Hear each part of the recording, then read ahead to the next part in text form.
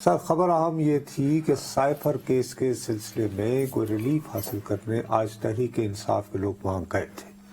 ایک حوالے سے یہ ٹرائل کورٹ کو 11 جنوری تک سائفر کیس کی سماعت سے روک دیا گیا ہے،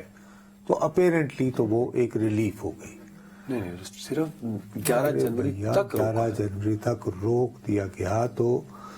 روزانہ کی کارروائی میں تو خلل آ گیا نا۔ یہ تھا نا کہ یار جتنی تیزی سے مقدمہ چل رہا ہے تو ہو سکتا ہے 4 یا 5 جنوری تک سزا بھی سنائی دی جائے، یہ بھی تو ایک بات ہے تو اس پر پھر اپیل کی طرف چلے جاتے ہیں۔ برادر، اس پورے پروسیس میں جو برق رفتاری، جو سبک رفتار، جو فاسٹ ٹریک جو کارروائی ہو رہی تھی، اس کو اسلام آباد ہائی کورٹ نے روک دیا نا 11 جنوری۔ آپ اس کو ریلیف کہہ رہے ہیں سر، دوسرے لفظوں میں آپ اس کو ریلیف کہہ رہے ہیں۔ میں اس پہ ذرا یار میں ریلیف یہ کہہ رہا ہوں، تمہیں میں کیسے سمجھایا کروں یار۔ ایک تو یہ کہ وقت نہیں ہوتا، تم زیادہ جس دن جب وقت ہو نا اس دن ٹھیک ہے دیکھنے والوں کے لیے، کبھی کبھی میں کیلکولیٹڈ آدمی۔ او یار کیلکولیشن ختم ہو گئی۔ بات ایک سیدھی سادی ہے کہ ایک طرف یہ تھا کہ آج تاریخ کیا ہے، آج کیا تاریخ ہے، 28 دسمبر ہے۔ اگر 3 یا 4 جنوری تک سارے گواہان بھگتا کے اور 6 یا 7 تاریخ کو ٹرائل کورٹ کے جج صاحب ایک سزا سنا دیتے، پھر میں تو بچوں کو اسی لیے میں کہہ رہا ہوں۔ جی السلام علیکم جی عامر صاحب، تھینک یو ویری مچ۔ اچھا بھیا عامر، سب سے پہلے آپ کلیئر کر دیں کہ میرا یہ تاثر درست ہے کہ ٹرائل کورٹ کو 11 جنوری تک روک دینا اسلام آباد ہائی کورٹ کی جانب سے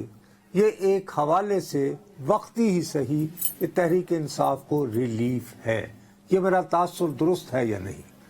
جی نصرت صاحب تھینک یو، آپ بالکل درست فرما رہے ہیں کہ تحریک انصاف کو آج ایک بڑا ریلیف ملا ہے جب اسلام آباد ہائی کورٹ نے سائفر کیس کے اوپر ایک بار پھر سوال اٹھائے ہیں۔ یہ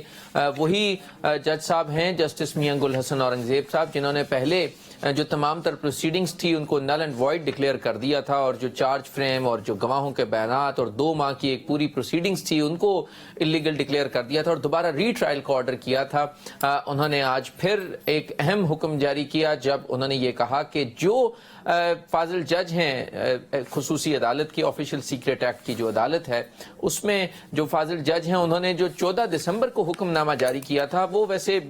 بہت سے قانونی ماہرین یہ سمجھتے تھے کہ وہ کچھ زیادہ ہی انہوں نے سختی کر دی تھی اس حکم میں، جس میں انہوں نے یہ کہہ دیا تھا کہ سائفر کیس۔ عامر بھائی یہ ٹھیک آپ حوالے دے رہے ہیں، لیکن میں تھوڑا سا جو مجھے کنفیوژن ہو رہی ہے، کیونکہ آپ اور نصرت جاوید صاحب نے کل ایک اچھا گراؤنڈ سیٹ کیا تھا، وہ تھا کیلکولیشن کا۔ میرے بھائی ہم الیکشن میں جا چکے ہیں اور اب نومینیشن پیپرز پر سکروٹنی ہو رہی ہے، پھر اعتراضات ہوں گے، 13 کو سیمبلز ہوں گے، ایک طرف 9 جنوری کی بات ہو رہی ہے، آج 11 جنوری کی تاریخ دے دی گئی ہے۔ میں چاہتا یہ ہوں میرے بھائی آپ کورٹ کور کرتے ہیں، جس کو نصرت جاوید ریلیف کہہ رہے ہیں، میرا ماننا یہ ہے وہ ریلیف نہیں ہے، وہ اس طرح کا ریلیف شاید تحریک انصاف کو پھنسا سکتا ہے۔ دن بڑے امپورٹنٹ ہیں، کیلکولیشنز بڑی امپورٹنٹ ہے سر۔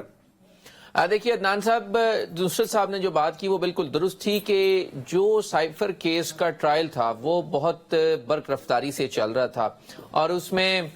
بہت کم لوگ یہ سمجھتے تھے کہ شاید اس میں کوئی بہت